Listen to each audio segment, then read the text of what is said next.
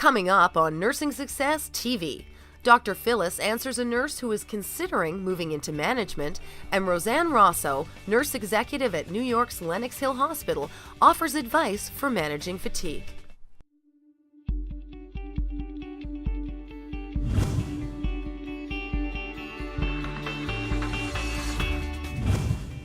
Ask Dr. Phyllis is brought to you by New York Presbyterian Hospital. Amazing things are happening here.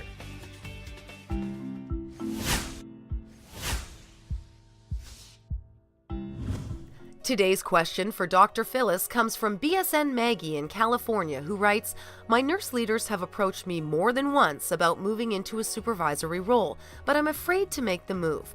I don't want to take on a position that I won't do well in, and I think it would be difficult to go from coworker to boss. What are some ways that I can prepare myself for the responsibility of leading others?" Maggie, you're right to take your first opportunity to move into leadership seriously and with a great deal of thought. But let me ask you, are you already the unofficial leader? Do you precept most of the new hires on your unit? Are you the go-to gal when everybody needs some guidance or perhaps shown how to do things? Reflecting on these questions might help you connect with the good job that you're already doing and really maybe help you understand why your current official leaders are getting a signal that you're ready for more. I agree that transitioning from staff nurse to manager on the same unit or even within the same department can be a challenge. Should you decide to interview for the position, you would really want to have that kind of robust discussion during the interview and ask for guidance and also find out what do they have in mind to help you transition into that role. If you are known as capable and honest and trustworthy, people may still want to test you on those things until they start to get the sense that it's really your role and responsibilities that have changed and not you. It's important to resist the temptation to have all the right answers right away. You need to slow yourself down, reflect on answers, don't jump to any conclusions, and always take a moment before you make a decision that you know is going to have weight. I would strongly steer you towards researching some articles on transformational leadership. They will provide a blueprint for you so that you can understand what today's nurse manager should be all about. But I also want to recommend some books, Stephen Covey's 7 Habits of Highly Effective People and Studer's Hardwiring Excellence. You're going to find them invaluable. It's vital that you view your new role as a manager as a new specialty. You need to study. And of course, with experience will come competency. In the beginning, you're bound to make mistakes. But with diligence and determination, you're going to be successful. Email your questions to askdrphyllis@nursingsuccess.tv. Nurse fatigue is a critical issue affecting nurses everywhere. Today, Rosanne Raso, nurse executive at Lenox Hill Hospital, discusses the problem and potential solutions. Being a nurse is the best career decision I ever made. I was an associate degree graduate, and after I began working, I went back to school for my bachelor's and my master's part-time while I was working. So I call it doing it the hard way. So while I was the CNS in a CCU in a major New York hospital, I was approached to take a management job as an assistant director of critical care nursing.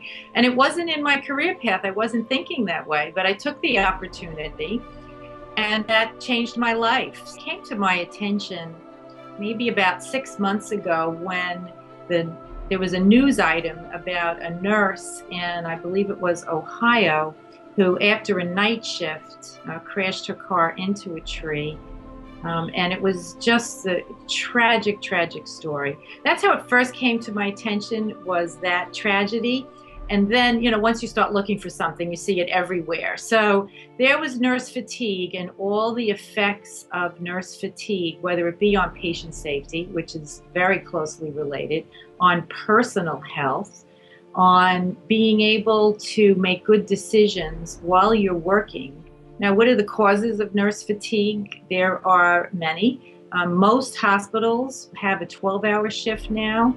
which is a long shift to begin with, and the 12 hours is usually 13 by the time you have handoff time and break time built in, and then you have a commute before and after, and then you have family obligations before and after. So the nurse's work day is many, many hours, and then you may only have a few hours to sleep before you start that all over again. It's a safety issue for both the nurse and for the patients when we have sleep-deprived nurses. Well, it really is a shared accountability, I believe, between the nurse and the management of the organization you work for. So on the nurse's side, I mean, you really have to know yourself in terms of where your limits are and learn where to draw the line and just say no. Voluntary overtime, you will want to also, in terms of knowing yourself, how many shifts you can do or how many hours you do. But once you start getting over 12 to 16, I mean, most places, nobody would be working over 16, except in emergencies. We've all been there. And I think it's self-scheduling in a way that's safe for you. On the management side, there's things we should do also.